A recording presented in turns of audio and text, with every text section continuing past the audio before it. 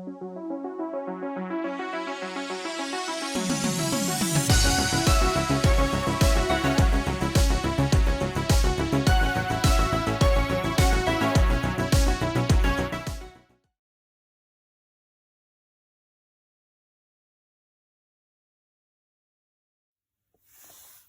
everyone, the Bart Fixes Things. So I bought this guy on Facebook Marketplace, which is basically a CD player, Minidisc player, and tape recorder tape player. It also records from Sony. And the cool thing is the display is integrated into this. I'm not sure if I can show you that. Can you see the clock? Yeah, you can see slightly. Because of the light now, it's a bit hard to see, but basically if you select the CD, yeah, there you go. So it actually doubles as the display, which is pretty cool. Anyway, well, the unit itself is relatively clean. See, there's like some scuff marks on here. I'm gonna look on again. But the main issue is, the reason I bought the system, let's maybe explain that, is because I wanted to have a cassette player again, which I don't have right now. And this one comes with a CD player, which I don't have right now either. And a mini disc player, which I've probably always been quite interested in. And also, this is a really small system. So yeah, it's not going to take up a lot of shelf space. And also, this thing has a line out. Yeah, so unfortunately it didn't come with speakers, which is not a problem for me because I'm going to hook it to other stuff. But it also didn't come with a remote, which is a bit of a shame, but yeah, we'll see. It was 20 euros, so yeah, you can't complain much about that, right? So the main problem I have with it right now, and I'm not sure if I can show this on camera, I think I can, is the back end is really scratched up. So you can see, this side is pretty okay, but I'm not going to see it anyway. So we're going to take off this end. We're going to respray it. And I'm thinking of this color.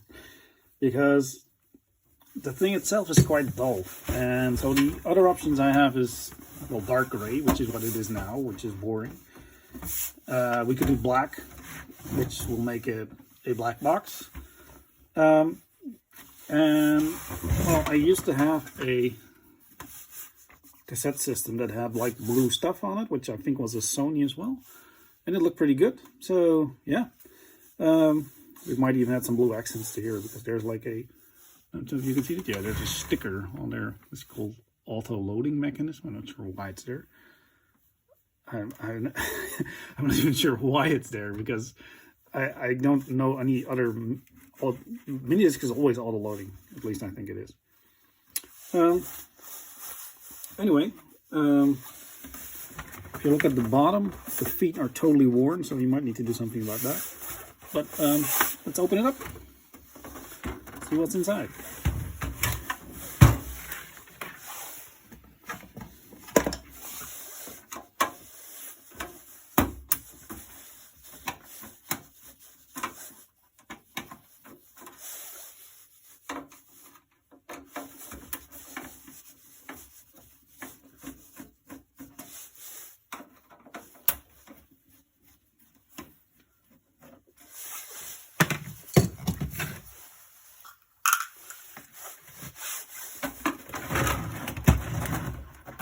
As you can see on the back here, this is the antenna, this is the AM antenna, and there's actually speaker left and right. And it has line out and line in even. I don't think the line in is actually connected to the line out, so if you hook up something like a, I don't know, a record player, I don't think it actually functions as a pass-through, but yeah. I can hook it to my Bluetooth speaker, which has a line in, so I can just use this to play cassettes through my normal system.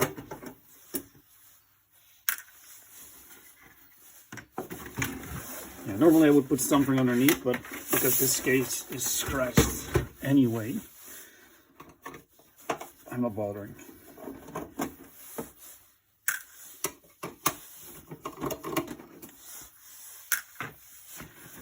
These are always tricky to get out. So let's try this. Do I have all the screws? Oh, of course not.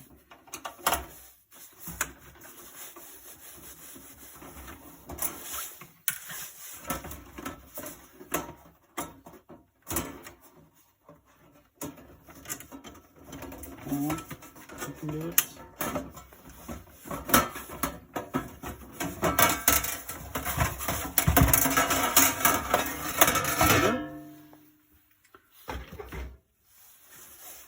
So if you look on the inside actually looks pretty clean. As you can see, it's just different devices stacked together, which makes this thing also pretty repairable, I guess, which is nice. There's of course the ribbon cables going back and forth. The cassette system looks pretty cool, good actually, and all the caps look good as well, which is nice. Underneath it's the Minidisc thing, Minidisc player. It got nice rubber shocks on it. You can't see much of this. And at the bottom is the CD player. And then over here we've got the main power board with a really big transformer. That's looking good. And then we got some RF shielding for the antenna. And yeah, all in all it looks pretty good. No weird leaks or... yeah, nice. Oh yeah, I forgot to mention it, but I already tested it and it works fine, so that's pretty good. Let's put this aside, and then we'll see what we need to do with the case. So we're going to clean it, we're going to sand it, and we're going to spray it. So it's not going to be a big of a deal, I guess. Oh, there's some rubber on here. This is original, might be. Just a bit of felt to keep it from rattling all over the place, I guess. Yeah, so I bought this thing, which is WD-40 brake cleaner, which you should never use. But this one actually says that you can use it on plastics. And you can use it for general cleaning. So I'm guessing that this is not really brake cleaner. It just degreases. I don't know. We're just going to use it.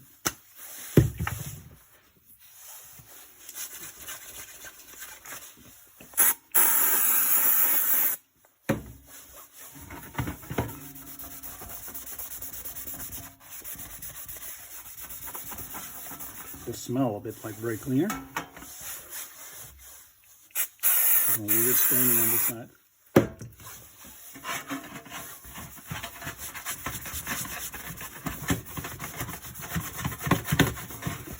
Yeah, so there's a really big scratch here. This is just grease that's on there.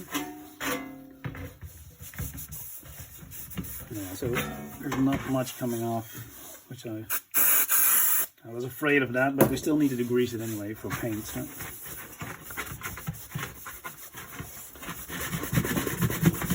No, that's not coming out. Okay, next up, some light sanding then.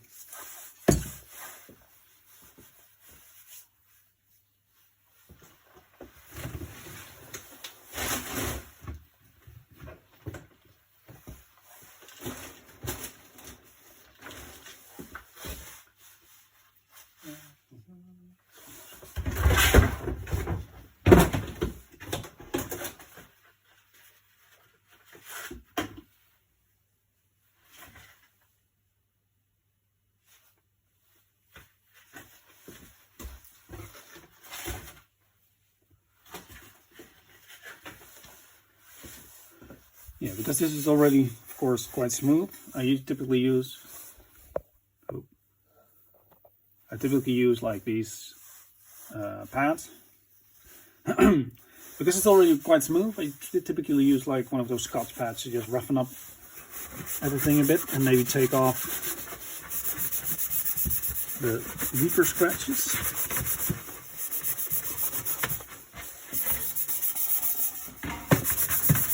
I don't want to go back to bare metal or something. I just want to have the surface slightly smoother.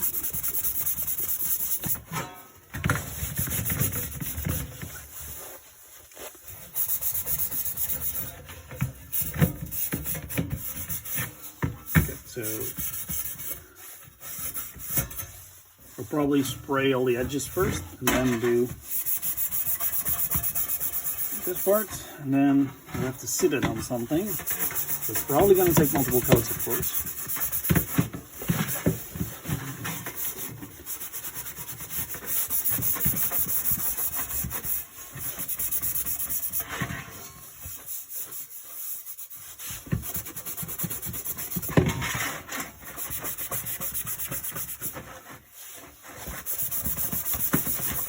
There we go.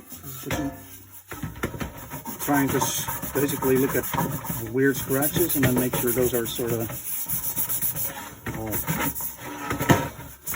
less apparent after I sand it down. In theory, this should also make the paint stick better, because it has basically more surface area to adhere to. Because I'm basically more roughing it up more than I'm actually sanding it flat.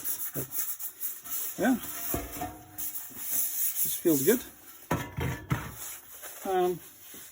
Paint, I guess. Well, I'm gonna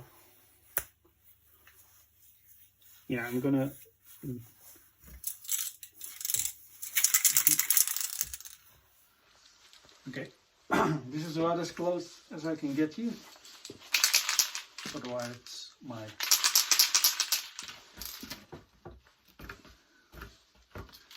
okay. This is about as close as I can get you, because otherwise everything will be covered in paint. So we're just going to start with the edges, and then okay, this is not going to work. I thought this would help with the overspray, but it's basically just in my way. Okay. Well, here goes nothing, I guess. Get some paint out. Yeah, there we go.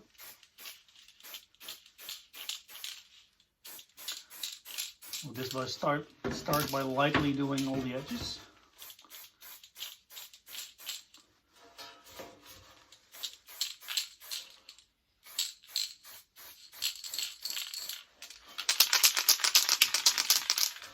Hope you can see that. It focuses. Yeah, it's looking pretty good. It's really cool color, so that's nice. I'm not going to set it down on that side because that will give me problems. Just make sure. There we go. Basically, I'm not really bothered about the bottom. If I want, I can add, basically respraying later. This will help you see.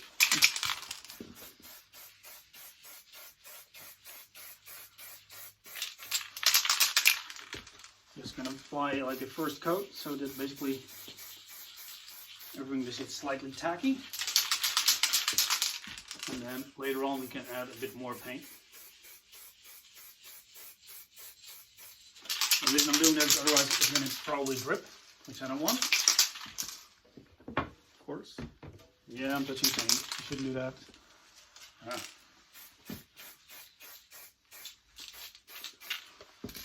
On the worst place. Okay, let's try and mask it over it by painting some more. Okay, here goes.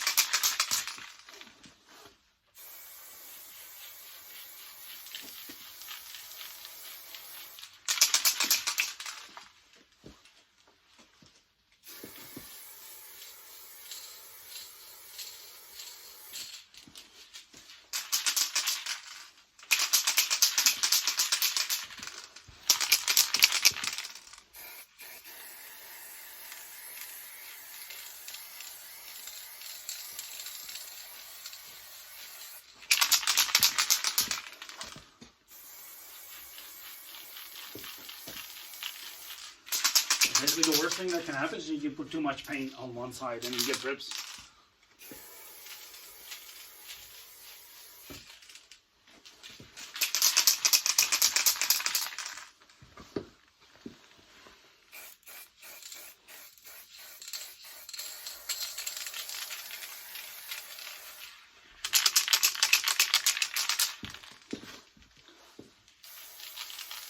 We're almost done actually. On this side I just don't have enough light, so I'm gonna have to turn it around. Yeah, so let's try and do that without the thing falling over.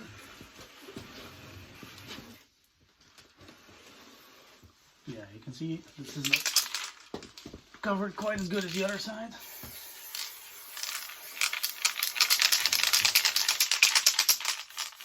Some stuff here.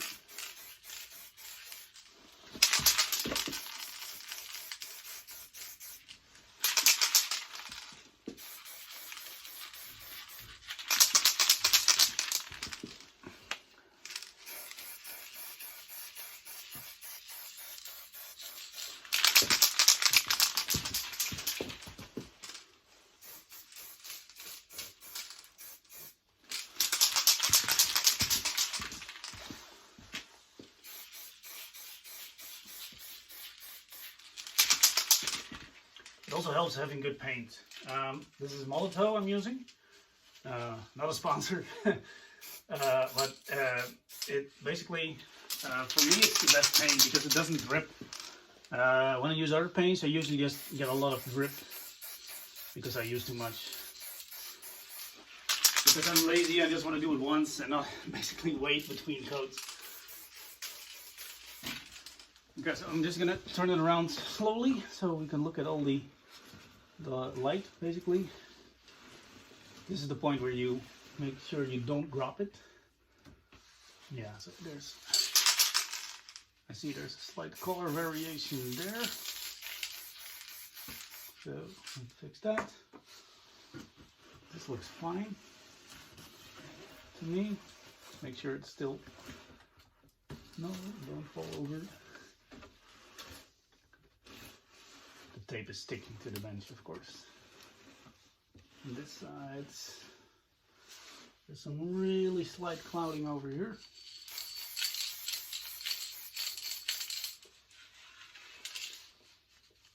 Yeah, I think that's it.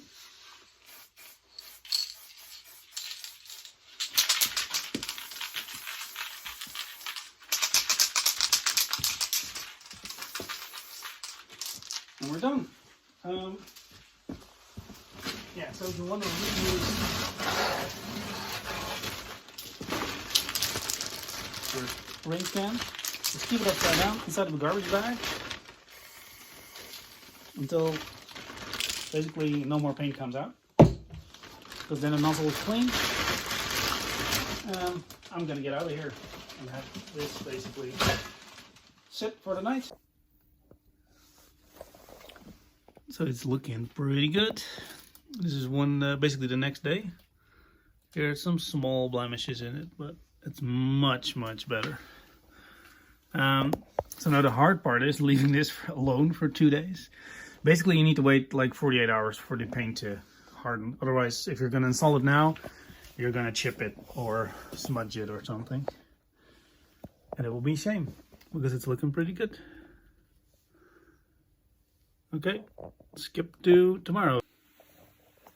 So this is it 24 hours later, and it looks really good. So we're gonna assemble it. I've got this thing set up here precariously on the side of the bench, so that you guys can see. I hope I get everything in frame. We'll try. Okay.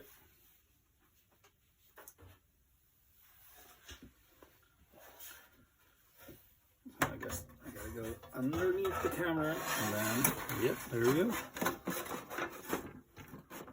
Try not to scratch anything. This is, of course, the moment that could really well happen. Still fits, that's good. So the wood.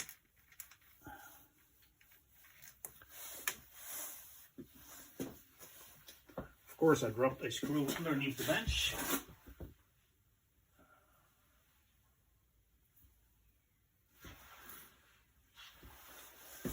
Yes, found it.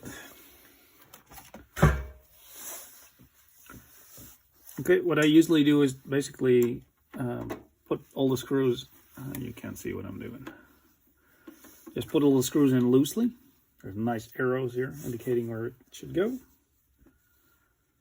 And then if you get everything in loose, you can basically just check if the case is sitting nicely everywhere. And if it is, you can actually just go ahead and tighten all of the screws.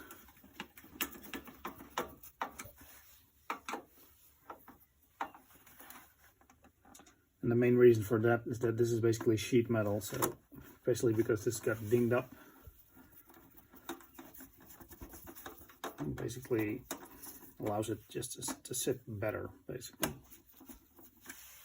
Yeah, further. Okay, cool.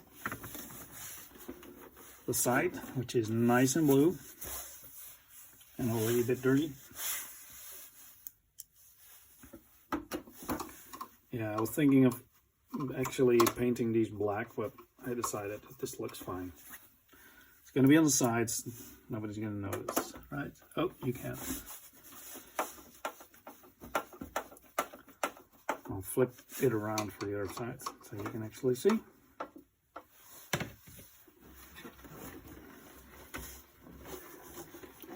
Yeah, so you can see now I can line up these holes, because otherwise I wouldn't be able to do that if I tightened the back already.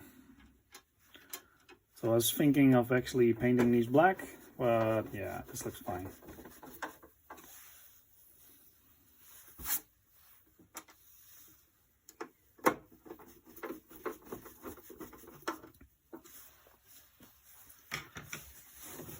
And then the back once more.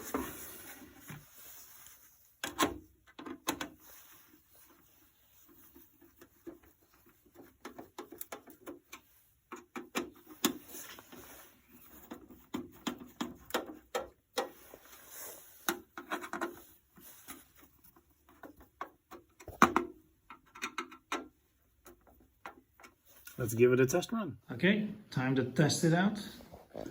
So we've got the system set up here. Basically, opens up a bit slow, not sure why. Get the cassette.